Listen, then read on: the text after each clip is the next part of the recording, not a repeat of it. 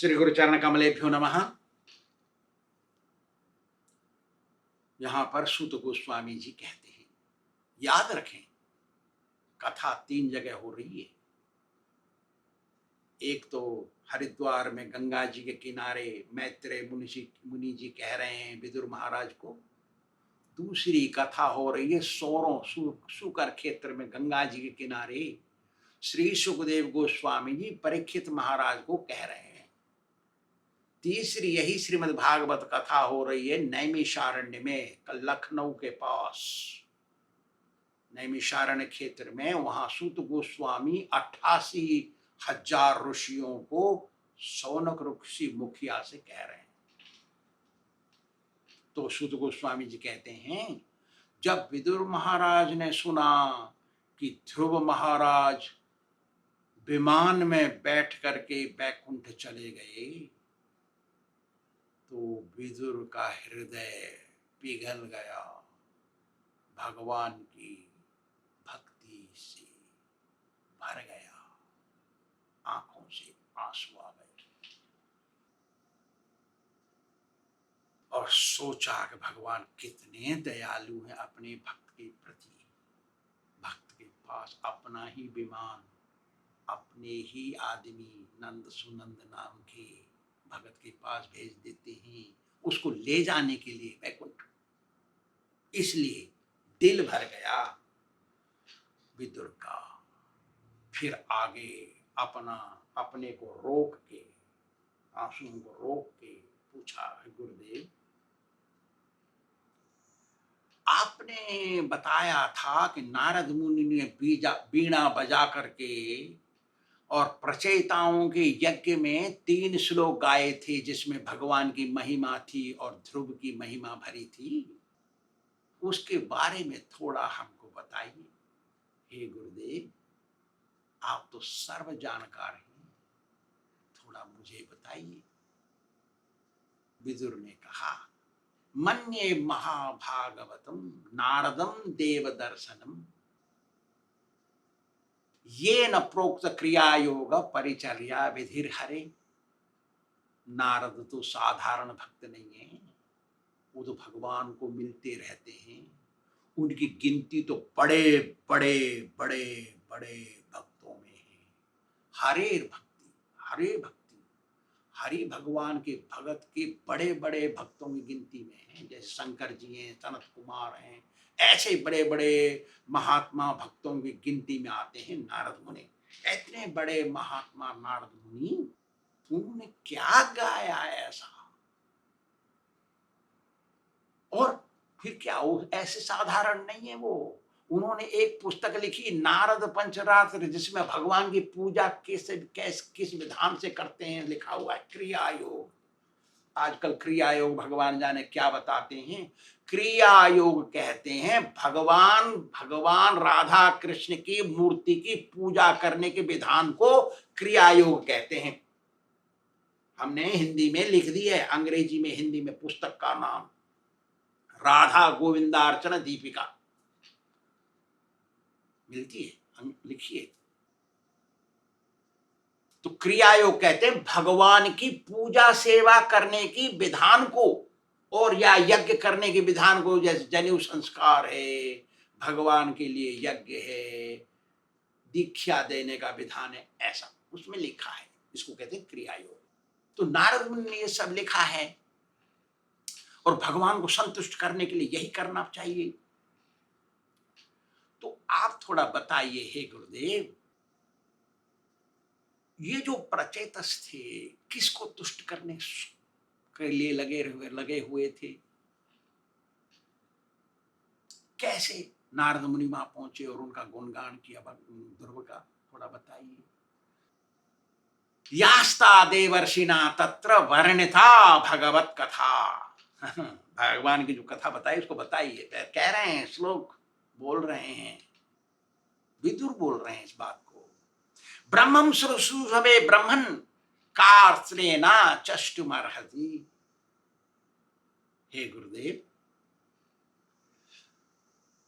ये प्रचेताओं के यज्ञ कुंड के स्थान पर नारद मुनि ने किन किन भगवान की लीलाओं का वर्णन किया, मुझे थोड़ा सुनाइए।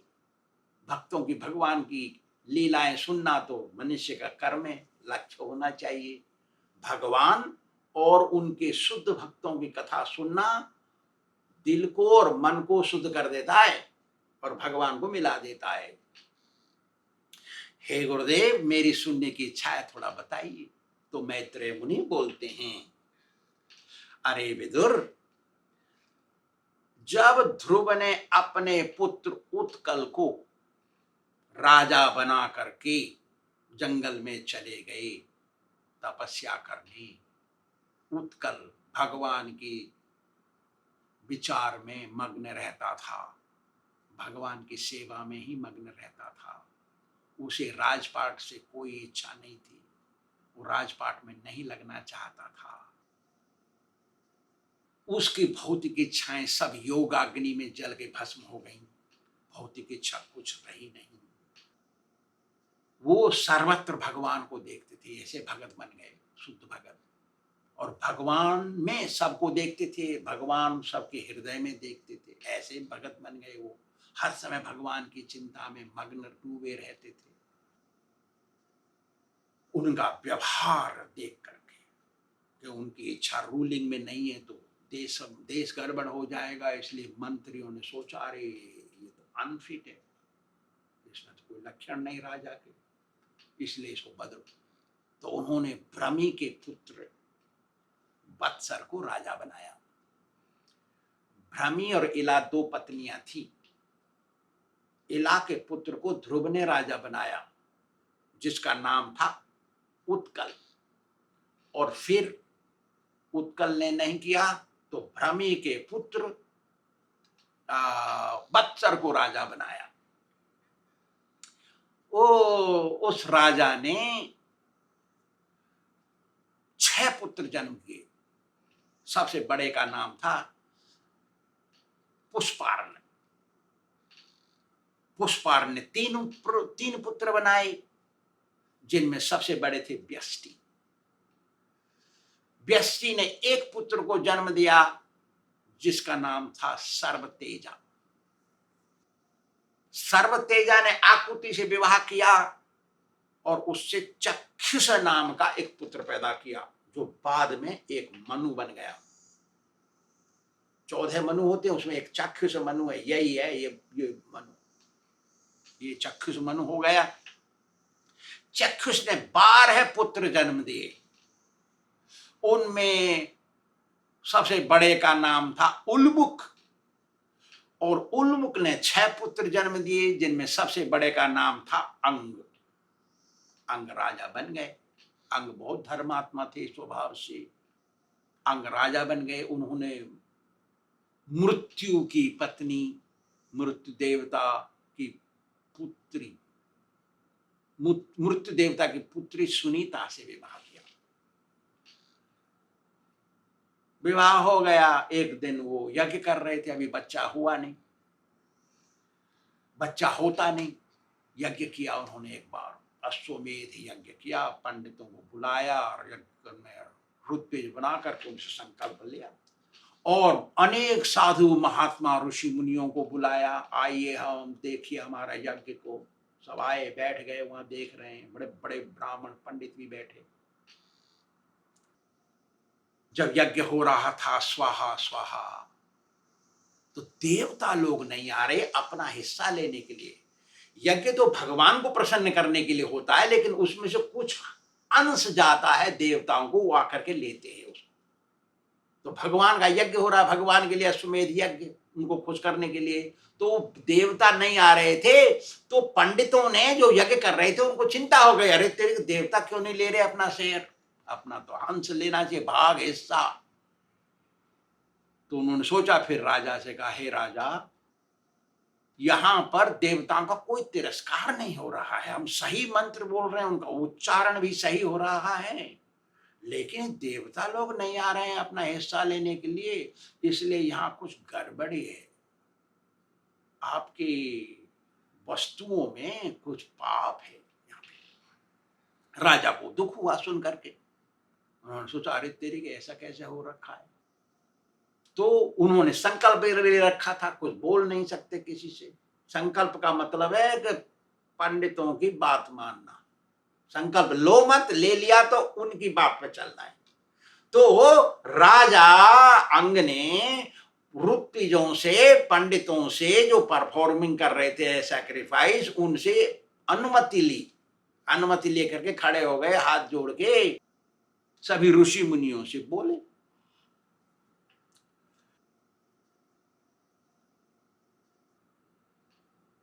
कि ये कैसे हो रहा है, हमारा यज्ञ का हिस्सा देवता लोग क्यों नहीं ले रहे, मैंने तो कोई पाप नहीं किया है, आप बताइए। सो तब उन सदस्यों ने कहा कि अरे तुमने इस जन्म में तो कोई पाप किया नहीं, इस पिछले जन्मों का पाप है, इसलिए तुम्हारा कोई पुत्र नहीं है। देखो तुम पहले पुत्रेष्टि यज्ञ करो, जब तुम्हारा पुत्र होगा तब तुम यज्ञ करेंगे, ऐसा तो देवता लोग आएंगे तुम्हारे यज्ञ में। तो उन्होंने पहले पुत्रेष्टि यज्ञ किया। पुत्रेष्टि यज्ञ करके जब पंडितों ने उनके हाथ में पुरोडास दिया, पुरोडास उसको कहते हैं भुने हुए आटे में बूरा मिला के थोड़ा घी मिलाया जाता है। आजकल पंडित लोग ऐसे हो गए हैं, वो आटे को भूनते भी नहीं है, कच्चे आटे में बूरा मिलवा के, घी मिलवा के मंगवा लेते हैं, उसको कहते हैं पुरोडास। पुरोडास भुना हुआ आटा होता है, सूखा आटा भून के जब ठंडा हो जाता है उसमें बूरा मिलाते हैं, पंजीरी जैसा बन जाता है वो, उसमें घी मिलाते हैं तो वो पुरोडास हो जाता है। जब पुरोडास पंडितों ने राजा के हाथ में दिया, राजा खड़े हो गए भगवान को भोग लगाने के लिए, भगवान आए, स्वीकार कर लिया और आशीर्वाद दे दिया, अदृश्य भाव से आशीर्वाद दिया, जो तुम्हारी इच्छा, जिसके लिए तुमने यज्ञ किया है, तुम्हारी इच्छा पूर्ण हो। तो ऐसा कह के जब भगवान अदृश्य थे, अदृश्य रूप में चले गए, तो उस यज्ञ कुंड से एक देवता पैदा हुआ, सुंदर स्वरूप, गहने पहने हुए, कपड़े पहने हुए एक देवता उठा यज्ञ कुंड में जलते हुए अग्नि से। उसके हाथ में था खीर का कटोरा। तो पंडितों के कहने से राजा ने अपना पस बना लिया, दोनों हाथ को जोड़ करके ऐसा पस बना लिया। पस बनाने से उस देवता ने खीर को राजा के हाथ में डाल दिया। राजा ने थोड़ा सूंघा और देख लेकर के सुनीता को दे दिया, क्योंकि पुत्रेष्टि यज्ञ हो रहा था तो पत्नी को भी बुलाना पड़ा था ना, तो वहां बैठी थी सुनीता, सुनीता ने उसको खा लिया। जब पति से सहवास किया अगली बार तो उसको गर्भ रह गया, उसमें से एक बच्चा पैदा हुआ, लड़का। वो लड़का पैदा हुआ, उसमें नाना के गुण आ गए। सुनीता का पिता मृत्यु था ना, उसमें बहुत दुर्गुण थे, वही दुर्गुण और देवते में आ गए सुनीता के पुत्र में। तो उसका नामकरण हुआ, उसका नाम रखा गया बेन। बेन जब बड़ा हुआ तो धनुष बाण लेके जंगल में जाता और अहिंसक पशु जैसे हिरण है और रोज है, बनगाय और खरगोश, ऐसों को मारता। भालू है, शेर बघेर ऐसों को नहीं मारता क्योंकि वो खा जाएंगे आके, डरता उनसे, लेकिन ऐसों को मारता और इस तरीके से मारता जैसे शिकारी मारता है। तो गांव वालों को, देश वालों को मालूम पड़ा है कि जंगल में क्या करता है, तो पता पड़ जाता है सब कुछ थोड़े समय बाद। तो पता पड़ा तो सब कहते थे, अरे ये आया हिंसक बेन, ये आया हिंसक बेन। तो हिंसक नाम हो गया उसका। जब वो खेलने जाता समान वर्ष के बच्चों से, उनमें से एक दो को मार के चला आता, पशु की तरह मारता उनको। तो उससे पिता को मालूम पड़ा, बड़ा दुख हुआ उनको।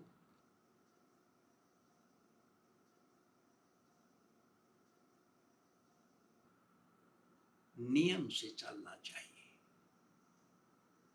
नियम से चलते हैं तो किसी को कष्ट नहीं होता है। तो हुआ क्या, बहुत कष्ट हुआ राजा को। राजा के कष्ट का कुछ कहना नहीं अंदर अंदर, इसे तो अच्छा था निष्पुत्री बन के रहें। अरे कुछ भी नहीं, वो तो अच्छा है। निष्पुत्री क्या, निष्पुत्री रहने से तो अच्छा है, कुपूत होने से अच्छा नहीं है, ऐसा। तो राजा ने बहुत इंतजाम किए उसके आदत को सुधारने के लिए, बुरी आदतों को सुधारने के लिए, लेकिन सब जगह फेल हो गए राजा महाराजा। कहीं भी वो सुधरा नहीं, कैसे भी बहुत चिंता में डूबे हुए थे। सोचते थे यदि घर में पुत्र नहीं होता तो अच्छा था, कुपूत कुपूत से तो निष्पुत्र रहना अच्छा था, क्योंकि निष्पुत्र कुपूत हो जाए तो ये भी एक भाग्य की बात है। फिर ऐसे भी सोचे कुपूत हो जाए तो बड़े भाग्य तकदीर हैं उसके, क्योंकि वो तो घर छोड़ देगा, चला जाएगा जंगल में भजन करेगा। क्योंकि कुपूत से तो सारा यश खराब हो जाएगा, घर वाला गांव वालों से झगड़ा होगा, पड़ोसी से झगड़ा ले आएगा, पाप कमाएगा तो पुण्यवान माता पिता भी नरक में घसीट के ले जाएगा। ऐसा ऐसा सोच रहे थे राजा। उन्होंने सोचा कि कौन ऐसा दुनिया में होगा जो चाहेगा मेरे घर में एक कुपूत पैदा हो जाए। वो तो चाहेगा मेरे घर में कुछ नहीं हो। तो कहते हैं राजा सुपूत से कुपूत अच्छा है, क्योंकि सुपूत हो जाने से घर छोड़ना बड़ा मुश्किल होता है। मेरा बेटा मेरी बात मानता है, बड़ा अच्छा है, शादी हो जाए उसकी और पढ़ जाए, वो जॉब लग गई उसकी, घर में बच्चे हो जाए, नाती पोते हो जाए, बहुत अच्छा है, बहुएं बड़ी अच्छी हैं, और यही सोच विचार में लगा रहता है। उसको घर छोड़ना कैसे हो जाता, भजन नहीं होता उससे। इसलिए राजा कहते हैं कुपूत ही अच्छा है सपूत से। देख क्या बोलते हैं, कदपत्यम वरम मन्ये सदपत्यान शुचाम पदात् निर्विद्येत गृहान मर्त्यो यत् क्लेश निवहा गृहा। सुपूत से कुपूत ही अच्छा है, क्योंकि कुपूत हो जाने से घर में चिंता लगती है, दुख होता है, और घर से आसक्ति खत्म होती है, भगवान का भजन करने जा सकते हैं, हम आश्रमों में रह सकते हैं। ये सुपूत हो गया तो फिर जन्म मरण का बंधन मोह माया कभी छूटेगी नहीं, यही मरना पड़ेगा, फिर जन्म लेना पड़ेगा, कर्मानुसार भोगते रहना पड़ेगा। हे भगवान आपकी मेहरबानी, आपने मुझे कुपूत दिया। ऐसा सोच सोच के एक दिन सोचा अब छोड़ते हैं घर को। तो रात में सो गए सब गहरी नींद से सो गए। सुनीता भी सो रही थी, बड़ी गहरी नींद से चुपचाप उठे, चुपचाप किसी को मालूम नहीं चले गए जंगल में।